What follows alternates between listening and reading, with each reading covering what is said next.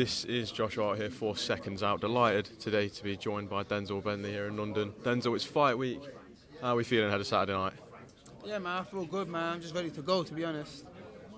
Fair enough. So we'll talk about yourself, obviously. Derrick Osaze. What was it about Derrick that stood out as an opponent for this one? It's just a name that got sent to me, to be honest, and I was just like, cool, whatever, let's do it. Do you feel like he's earned the fight against you? Do you feel like Derrick has done enough to earn an opportunity like this? Good question, but listen, the fight's a fight. You know what I'm saying? If someone's up to fight me and I've got a date and I ain't got no one to fight and we're looking for opponents, I mean, why not? He won the Ultimate Boxer. It's not like he ain't done anything at all, but yeah, why not, man? I mean, I could have got someone, a foreigner from somewhere, and then it would have been like, did they deserve the chance? You know what I mean? So. And what do you believe his greatest attributes are ahead of this fight on Saturday? Probably his physicality and his punch output. And then with the victory on Saturday, obviously you'll be right. You're still ranked number 2 in the WBO. Where would you like to look next? I'd like to look forward, but I mean, listen, Saturday's around the corner, so I'd like to be moving forward. I don't really want no more domestic fights or domestic level fights, but yeah, I mean, we'll see. Is there not any interest to try and regain the British title and try and win it outright? Also, I know you've held it twice now, but are you just trying to set your sights further as you know you can compete at British levels? Yeah, no, I'm not interested in the British title anymore. Fair enough. And one thing I've noticed about you with interviews, so obviously I've interviewed you over Zoom a couple of times, and then we get to fight week, and you seem like you don't talk as much on a fight because you just getting in your zone at this point, and you know that it's around the corner and the hard work's all done. Yeah, I mean it's nearly there. Things probably just get a little bit repetitive, so it's just like I don't even want to do a press conference, bro. I just want to fight. Do you know what I mean? Like if there was no press conference for this fight, I wouldn't be complaining. But I know these are all, things that come with it. They're all obligations, so I got to do it. So as a professional, I'm here doing them. But yeah, if I'm being honest, I just want to fight. So none of this at all interests you. It's just you just want to get in that ring. I would be so happy if I didn't have to do any of this. But I mean, I'm not angry that I do have to do it, if that makes sense. But I mean, earlier I had to go and take pictures, and I was like, why? Like, I don't want to take pictures. Like, I just want to fight. That's it. But obviously, like I said, they're all it's part of my job, so I got to do it. And then just to not necessarily reflect on your previous fights, but you mentioned in the build-up to your last fight against Danny Dignam that going into the Heaney fight, you weren't in the best headspace heading into that fight. What has that taught you? Obviously, looking at your career now, you had that comeback. What have you learned through that process of trying to take a fight when necessarily not, well, physically you were there, but mentally your head might have been in other places? This kind of showed me that even if you're physically fit and you're physically there, if you're not where you need to be mentally, like, it doesn't matter. You're not going to do what you need to do. You can't do your job, basically. If you're not mentally fit, you can't do your job. So I just weren't in the right headspace, but I felt like, I've done this camp, I'm all right, I'll just catch him and go home. And obviously he didn't go like that, so I just take the loss like a man.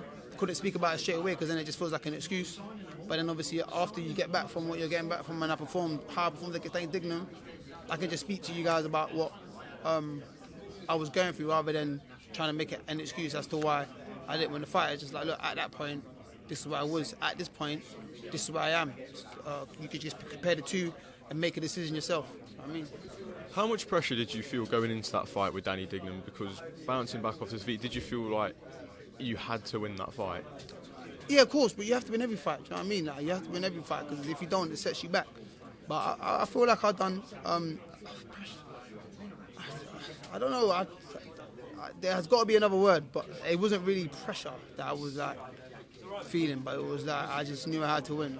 Was it more just a sense of, potentially careers or you being at the top level being on the line? Yeah. Like me competing at a decent level was on the line at that point, you know what I mean? So I just had to make sure that I got that win. Yeah. Obviously, seeing now, so we talk about obviously not being in the headspace, so you found that right headspace now where you can really see the difference in you as a fighter now, can't we? Yeah, 100%. I mean, I'm in a good headspace, and it's not something that usually happens to me. Like, there's a lot of things that's happened like right before fights and stuff, and I'm just good at really pushing things to the back of my mind. That's why when this came, I was just like, I can push it to the back of my mind and crack on with it, but it didn't go that way. So. If I was to ask you for a prediction ahead of Saturday night when you take on Derrick Osaze, how does it go? It's a Denzel Bentley win, man. However it comes, Denzel Bentley win. Just by any means? By any means. And then just to get your thoughts on some things going on, some big topics around your weight division. I know you spoke to my colleague Danny Flexion about a week ago, but I just want to follow up on a few points that you made. So he asked you about Liam Smith versus Josh Kelly, and you said that you find it hard to favour Liam Smith heading into that fight just based on when you've seen him at shows. He doesn't seem in the best of shape. Something that popped into my mind when watching the interview, how likely is it that a loss for Liam Smith could potentially be the nail in the coffin for his career? I think he's at that stage anyway, and maybe he's coming to he's at the back end of his career. He's probably going to retire in the next couple of fights. But yeah, that could be a nail in the coffin. But he's someone that has come back through losses as well, so I don't really know. You mentioned obviously coming back from losses, but do you feel this one's because this fight with Josh Kelly is a real crossroads fight? It's a bit different to the fights that he's been in before.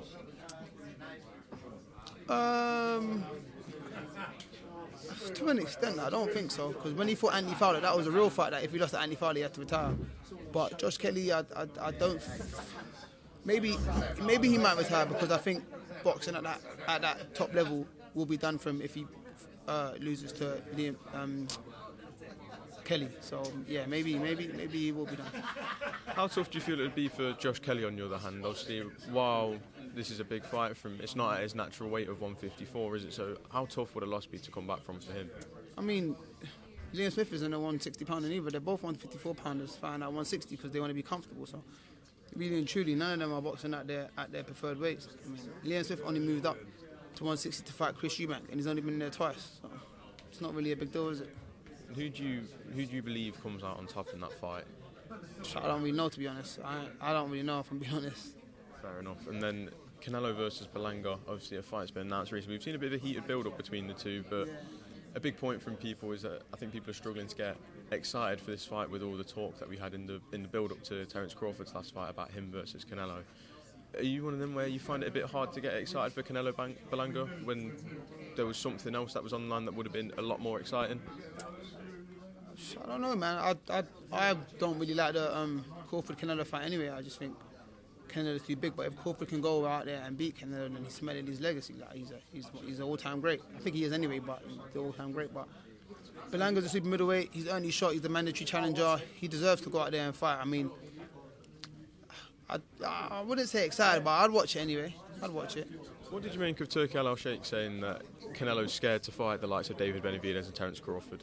Canelo's not scared to fight anybody, but obviously that's just him trying to draw Canelo out so Canelo can say, alright, cool, let's do it. But Canelo's not scared to fight anybody. I mean, you look at his record and his resume, he's got 2 careers, so he's fought everyone there needs to be. He's allowed to do what he wants now, so if he doesn't want to fight them, then yeah, they can hold their seat and wait their turn, innit?